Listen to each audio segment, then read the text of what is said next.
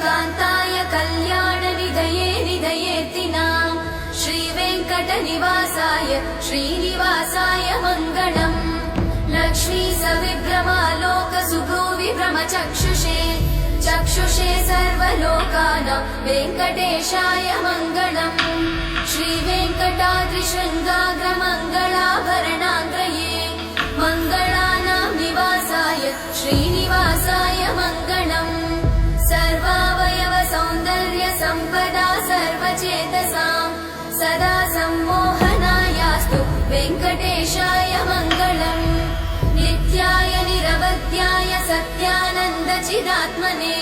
सर्वान्तरात्मने श्रीमद् वेङ्कटेशाय मङ्गलम् स्वतः सर्वविदे सर्वशक्तये सर्वशेषिने